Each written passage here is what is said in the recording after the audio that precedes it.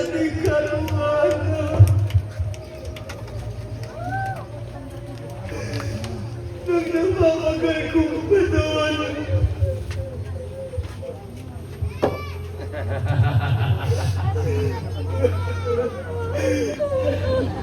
Asan na? Ang mga taong tinaliga. Wala na sila isa sa Nazaret. Lumisan na nagpakalayo-layo upang hindi na nila talasin ang paghihirap dito sa ibabaw na nagpapagaluma. Panggap na anak ng Diyos!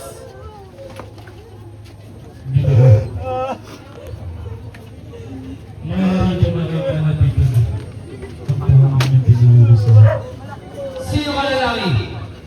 At sino ang iyong mga kasama? Ako si Juan. Siya naman si Magdalena. Ito naman si Ana Maria. Ang ina ng mga pinayari sa akin. Si Dorion! Narito daw ang ina ni Jesus sa Nazaret. Kaya mo nung malapit. Tayo makapagpahinga.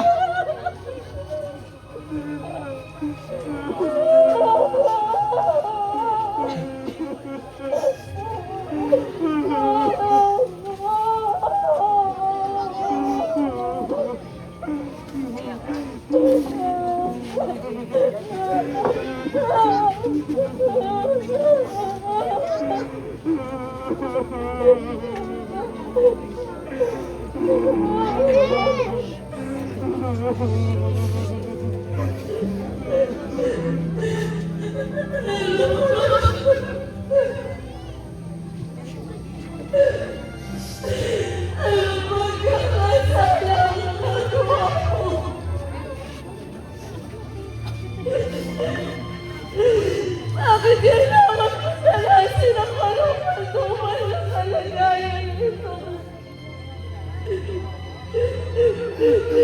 Bakit mo natitiis? Na ikaw ay kinakapagin. Para sa akin yan ang gusto ko.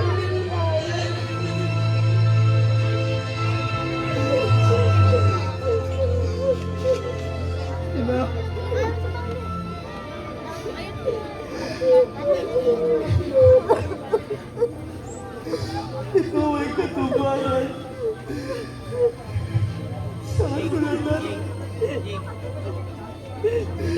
Katabarin ang pusin ko ang sala ng salimutan.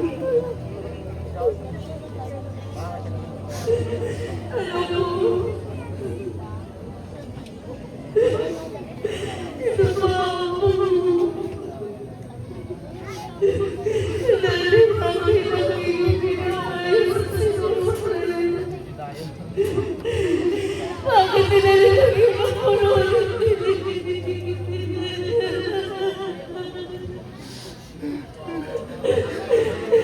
Sabi mo sa iyong loob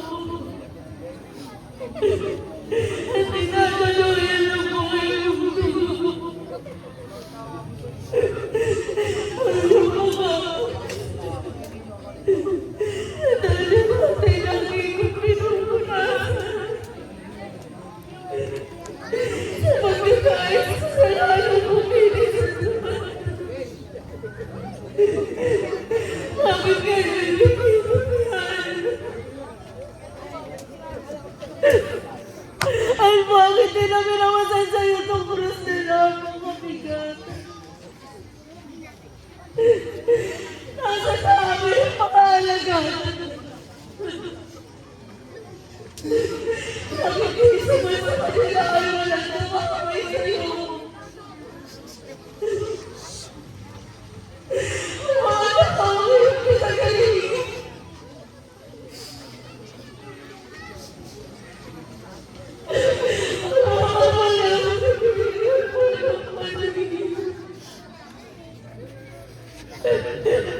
Ang mga lumpugan yung pinalaman.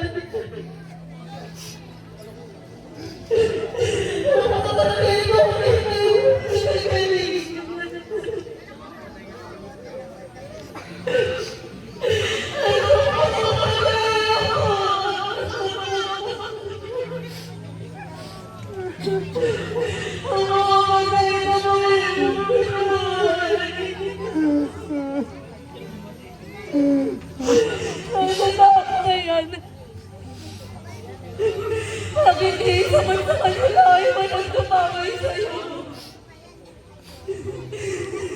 Matinis sila. Nakakita ko sa hirap.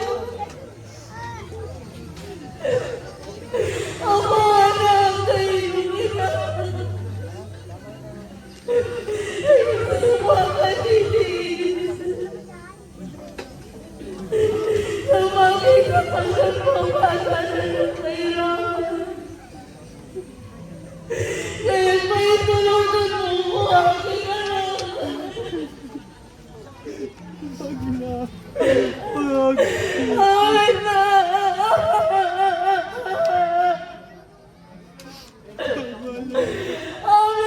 umabigat na krus na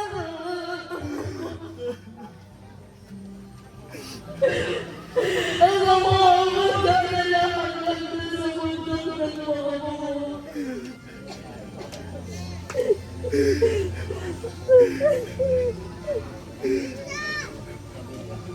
Mahal kong ina. Okay, may mic battery.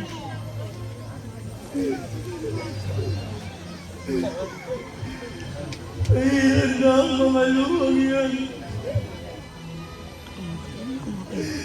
Sapagkat ang mga luwang yan ay lalo na akong nagbibigay sakit. Kapag namamasdan kami ng luha at nagdadalabati. Bakit ayaw mo ikaw ang aking tulungan? Basta naisip ko para ako na lang.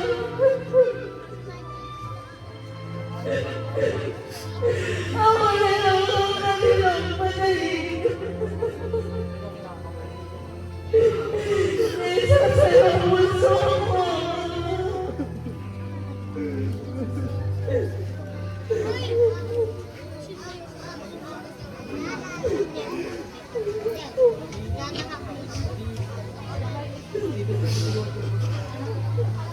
Hindi pinapabalik. Sana kong mamatay. Babawiin mo na lang ang luwagin. Hanggang sa pagbabawa mo.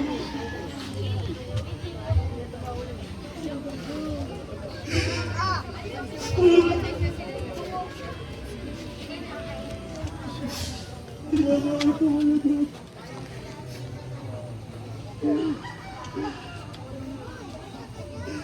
Sa'yo ay aaminin. Ang aking pinagmamahal na ina. Mahal mo siya. Dahil nagmamahal ka sa kanya. Ay pagmamahal mo siya kababayaan.